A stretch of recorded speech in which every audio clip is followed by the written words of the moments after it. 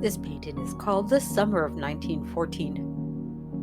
Made in 1965, this is an oil on canvas. You can find it at the Musée National des Beaux-Arts du Québec. It is a donation of Jean and Françoise Fauchy. The accession number is 2008.146. The description of this painting reads as follows.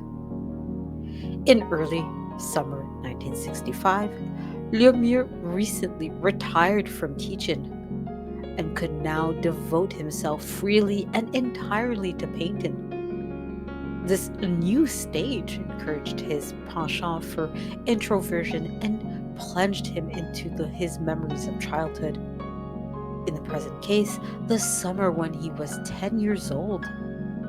For him, childhood is the age of happiness, and his best memories of this joyful time were tied to family vacations at the Kent home. This place embodied not only Lemieux's origins and earthly paradise, but also the moment when he discovered painting, precisely during the summer of 1914. So in this painting, you can see that the artist Jean-Paul Lemieux really focuses on his own personal experience. This is a departure for many artists that up until this point often portrayed paintings that depicted other individuals or other experiences. It was really more about the subject rather than themselves. So quite often until about the 1800s, most of the topics tended to be historical events or figures or the patrons or maybe a religious text of some kind, etc. So the artist was really detached from what you were seeing in the painting, in the sculpture, in the artifact. It really wasn't about themselves.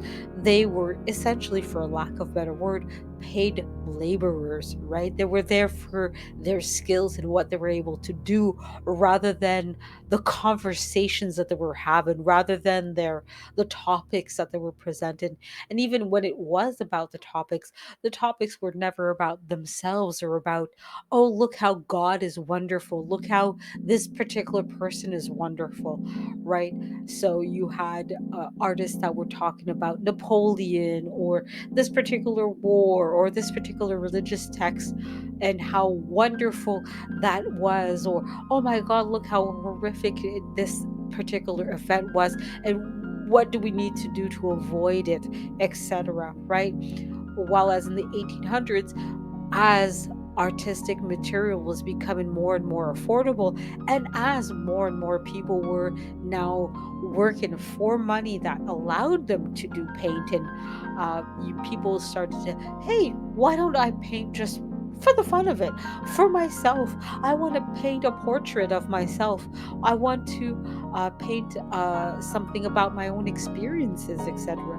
Right? So you had more and more of these types of paintings that were focused on the artists themselves or about just everyday people, just everyday life, because it was something that was more and more feasible, more and more available to artists. And, women were now becoming painters and sculptors and participating in the arts and entertainment fields at large. People of, different ethnic or national abilities or provenances were coming in and saying, hey, we want to have a painting about the African American experience or the Polish experience or the experience as women as mothers, etc. right? So more and more individuals were fighting for their own representations and their own experiences being involved in the arts and entertainment values. So you hear with this artist, he was out there saying, hey, you know what, I'm going to do a painting about myself here, about something that is important to me and how I became an artist and how I got into it, rather than, oh yeah, this patron wanted me to do a portrait of them, or hey, I'm a big on this particular religious text because, well, that's what's important for me in my religion, right? Now, yes, in the 1800s until 1950s or so, you still had a lot of religious paintings, a lot of historical figures that were being portrayed, etc. So it wasn't going away, but you had this conflict between people saying, you know what, that's not as important to us as it is to you guys. So we're going to go on our way. So that's where contemporary art or avant-garde started. It was really seen as a protest and a desire to, we don't want to do what other people are telling us we should do, that art has to be about this, it has to be this, it has to be that, it has to be XYZ. So you had more and more artists that were saying, you know what, we don't want to do art the way you want us to do art anymore. We want to do art the way we want to do it, or at the very least, the themes, the topics, the subjects, we want to make those things different. We have no problem with the techniques that you're teaching us. We have no problems with religious art being around or portraits of important people being around, but we don't think that that should be the only thing that art is about. That art should only be about Jesus or Muhammad or whatever other religious figure that you can think of. It should only be about the prime minister, the president of the country, or whatever the case might be, right? I'm just giving examples, but whatever the issue is, right? More and more artists were saying, you know what, we want to do art on our terms. If you want to pay people to do art on your terms, by all means, go ahead. There are plenty of artists that will do art based on Catholic standards or Muslim standards or Jewish standards or Buddhist standards or whatever other standards you can think of. There are plenty of artists out there that are all too happy to follow the rules and regulations of their religion or culture or national standards or whatever the case might be, right? But more and more artists were saying that's not what we're all about. We want the diversity, we want the different experiences to be portrayed in art, and that for those individuals who want to do art that represents something else other than XYZ standard, it should be available to them. So with Jean Paul Lemieux, that's basically, even if he wasn't, necessarily, oh, this is what I'm about, more and more artists were, I want to portray my own experience, my own life, my own interpretation of what art should be and what it should look like and what it should be talking about, right? So even if he might have intentionally done this to protest against the norms of the time period, or unintentionally, more and more artists were doing like Jean-Paul Lemieux and really portraying art that was representing something else other than the quote unquote the standard of what was going on in the time period. Jean Paul Lemieux is one of the most influential painters in the 20th century Canadian art. He is particularly known for his evocative landscapes and figurative work rooted in Quebec's cultural identity. Excuse me. Marie-Joseph Jean-Paul Lemieux was born on November 18th, 1904 in Quebec City, Canada.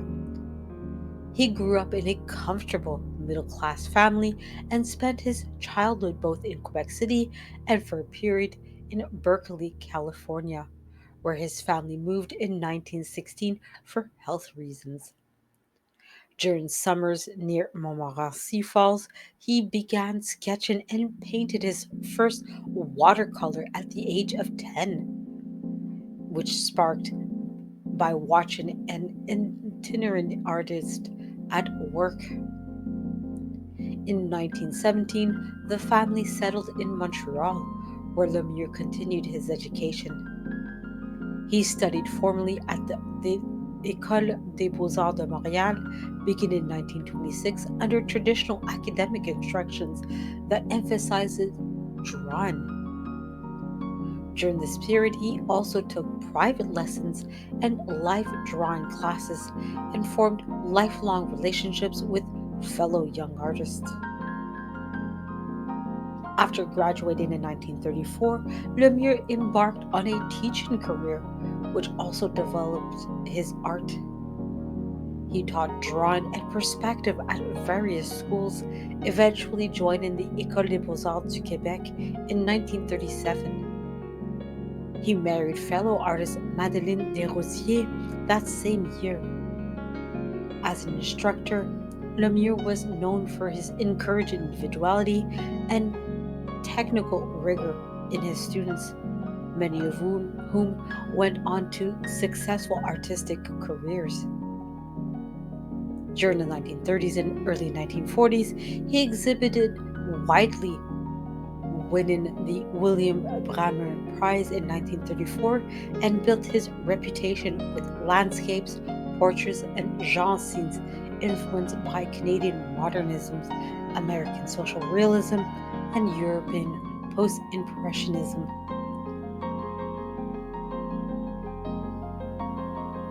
Lemieux's work evolved through several stylistic phases. His early mature work from the 1930s to 1940s were paintings that reflect a mix of regional realism and symbolic expression, sometimes with narrative or satirical content. During his classical period from the 1950s to the 1970s, this followed an influential trip to France in 1954, where Lemieux developed the restrained, formal, and deeply atmospheric style for which he is best known. Works from this period often depict sparse, evocative landscapes and figures set against vast skies, conveying solitude and existential reflection. The final period is the late Expressionist period from the 1970s to the 1980s. In his final decades, his work grew darker and more expressive, grappling with themes of human fragility and contemporary anxieties. Lemieux's paintings became widely exhibited across Canada and internationally. His work was shown at major events, including the Venice Biennale, the Sao Paulo Biennale, and in exhibitions in New York, London, and Warsaw. Lemieux's contributions to Canadian art were recognized with many honors. He was selected to the Royal Canadian Academy of Arts in 1966.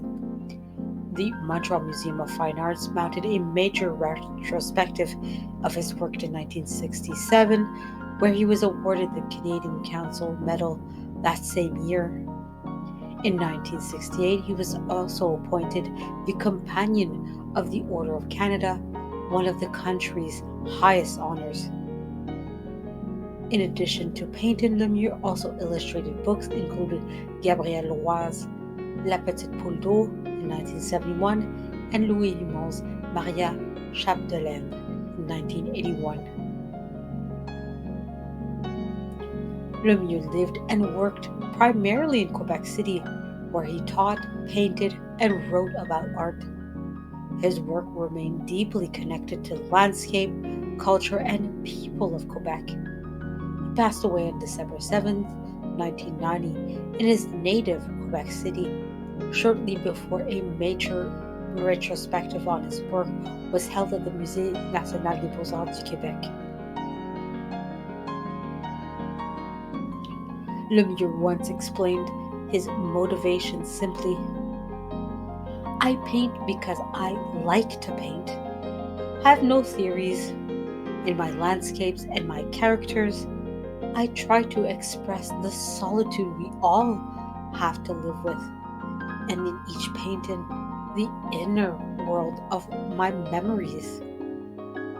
This commitment to personal vision, atmosphere, and the human condition has cemented his place as a central figure in Canadian art.